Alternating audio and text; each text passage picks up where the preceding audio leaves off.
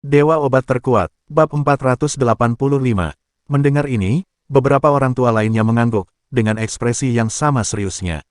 Obat perusahaan manakah ini? Orang tua yang berbicara itu jelas marah, saat mengembangkan obat, yang terpenting adalah keamanan. Mereka menggunakan resep kuno, bagaimana mereka bisa menambahkan bahan obat tanpa izin? Dia menamparkan tangannya, marah. Mereka semua adalah otoritas di Balai Pengobatan Tiongkok, dan keterampilan medis mereka dianggap yang terbaik di seluruh wilayah utara. Obat paten Tiongkok ini tidak lebih dari menggunakan teknologi modern untuk memproses resep kuno agar nyaman dikonsumsi pasien. Namun bagaimanapun juga, keamanan adalah prioritas utama. Bagaimana Anda bisa menambahkan bahan obat lain tanpa izin dan menggunakan resep yang tidak terverifikasi untuk membuat obat? Obat buta bisa menyelamatkan orang, tapi obat buta juga bisa membunuh orang. Perawatannya sangat ketat, belum lagi jenis perawatan yang tidak bisa diabaikan oleh masyarakat umum. Obat ini berasal dari perusahaan bernama Ye Group. Konon tidak butuh banyak waktu mulai dari pengembangan hingga persetujuan pemasaran. He Feng berkata, dalam industri saat ini, beberapa personel teknis dari otoritas pengatur mungkin tidak memahami resep kuno ini, dan tidak dapat dihindari bahwa mereka akan lalai. Saya juga merasa ada yang tidak beres, jadi saya minta nasihat beberapa orang. Sekarang sepertinya memang ada yang salah dengan obat ini. Ledakan, orang tua yang berbicara itu berdiri, apakah sudah ada di pasaran? Dia membuka matanya dengan marah.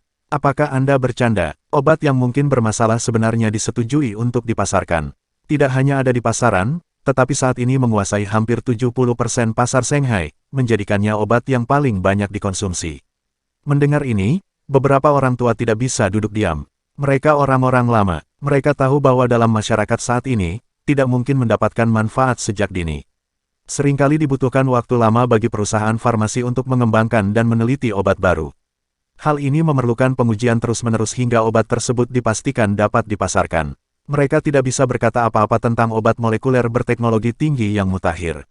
Bagaimanapun, obat tersebut dibuat dari awal dan harus memerlukan peluang coba-coba. Namun pengobatan paten Tiongkok semacam ini sepenuhnya didasarkan pada resep kuno. Sekalipun ada beberapa inovasi, tidak ada kesalahan dalam dasar resep kuno. Namun menambahkan bahan lain secara gegabah adalah hal yang tabu. Mereka menambahkan bahan ini untuk membuat efek obatnya lebih jelas, dan pasien akan mengira obatnya efektif. Mereka semua melakukannya demi uang. Seorang lelaki tua tidak dapat menahan diri untuk tidak berteriak dengan marah, pencatut. Tidak, kita tidak bisa duduk diam dan mengabaikan masalah ini. Kita harus menghadapinya. Kalau tidak, jika terjadi sesuatu, pasti akan menjadi masalah besar.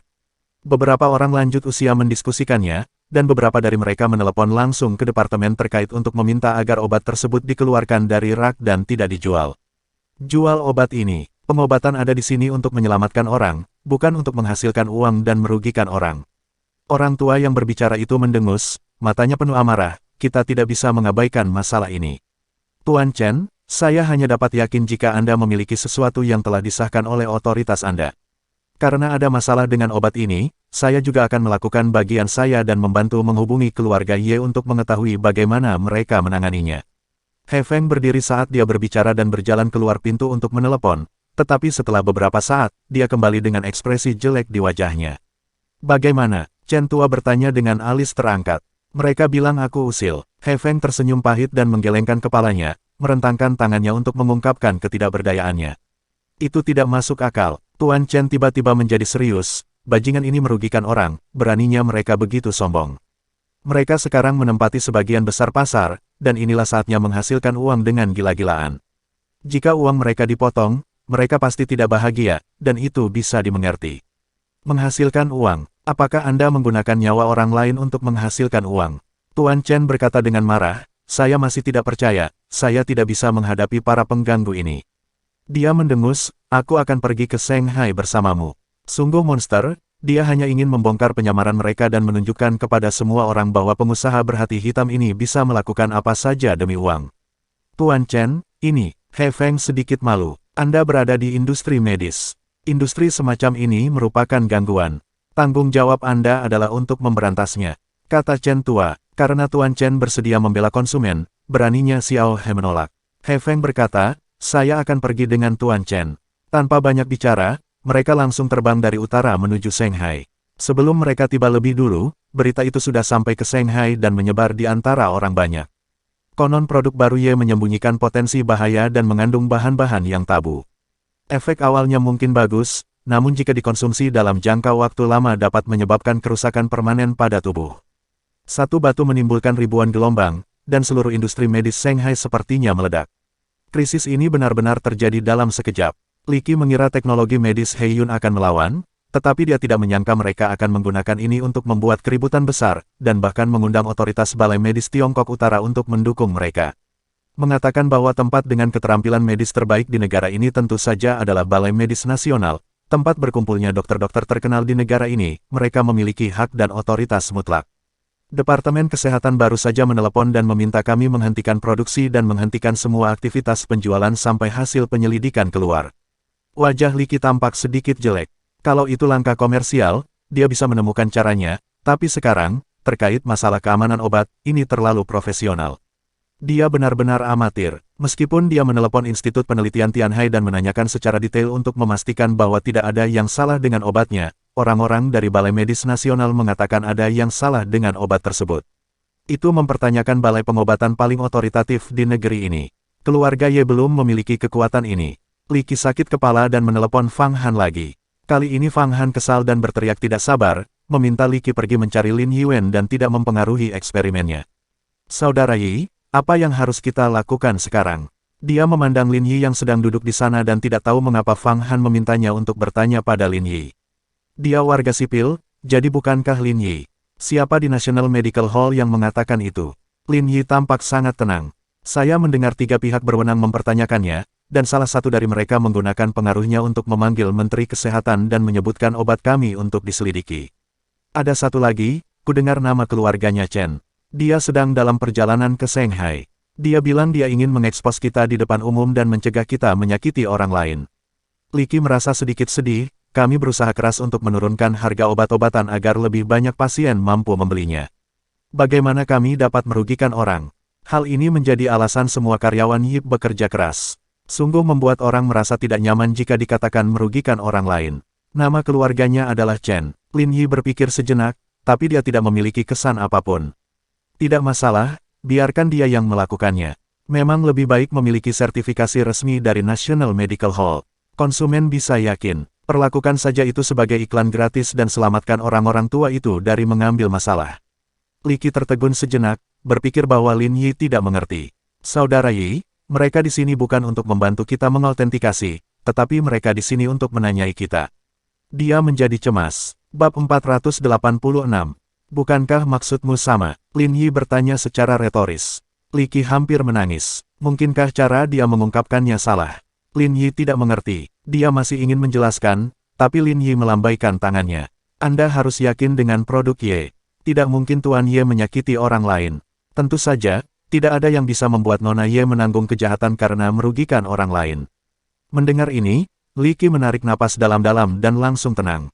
Tentu saja dia percaya pada produk Ye dan Ye, tapi kali ini adalah otoritas Balai Medis Nasional, dan ini adalah masalah di luar keahliannya. Oke, pergi dan lakukan urusanmu. Lakukan apapun yang harus kamu lakukan. Aku akan menanganinya. Bagus. Li Qi mengangguk, dan ketika dia melihat Lin tidak peduli sama sekali, dia tiba-tiba merasa nyaman. Pokoknya kalau Lin Yi bilang tidak ada masalah, maka pasti tidak ada masalah, meski dia juga penasaran bagaimana Lin Yi akan menanganinya dan bagaimana dia bisa mengatasinya. Masalahnya menjadi semakin intens, menyebar ke seluruh jalan dan gang di Shanghai, membuat popularitas Ye langsung naik ke puncak, tapi kali ini berita negatif. Hal itu menimbulkan kemarahan banyak orang. Kamu tidak peduli dengan hidup kami hanya demi uang.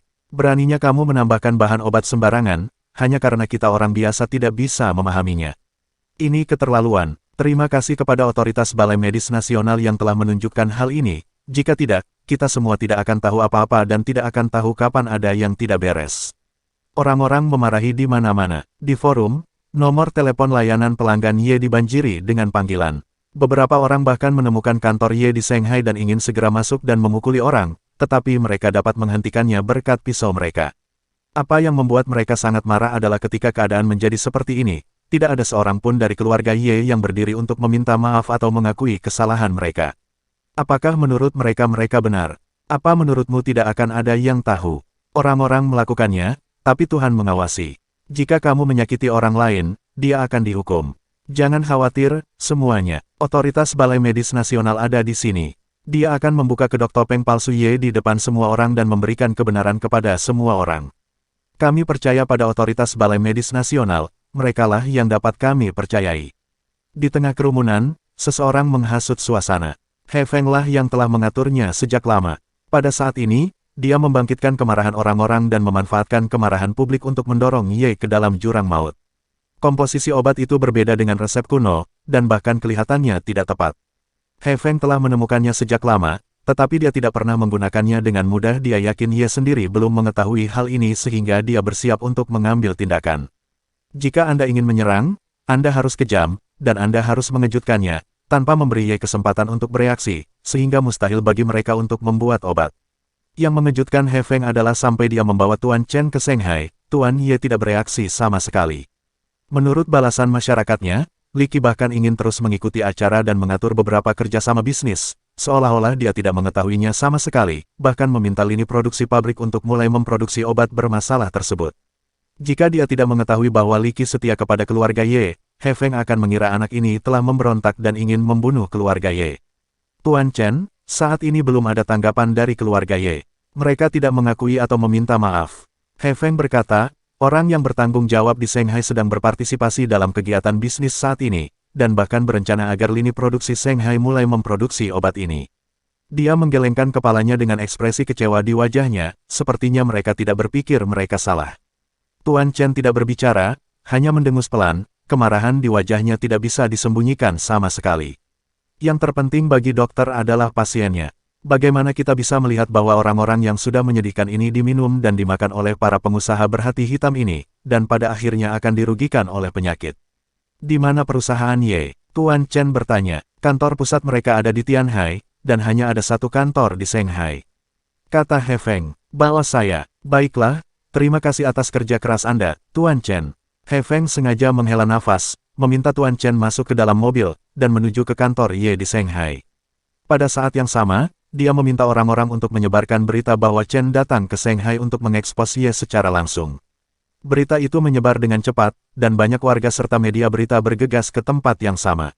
Beberapa dari mereka ingin melihat wajah asli Tuan Ye, beberapa ingin menggunakan kekuatan mereka yang kecil untuk memberitahukan kebenarannya kepada publik, dan beberapa bahkan diam-diam menyembunyikan beberapa telur busuk di tubuh mereka, berencana menunggu sampai Tuan Ye terkena untuk membunuh mereka. Sekarang, banyak orang berkumpul di luar kantor Ye di Shanghai, berputar-putar, dengan 3 lantai di dalam dan 3 lantai di luar, membuatnya kedap udara.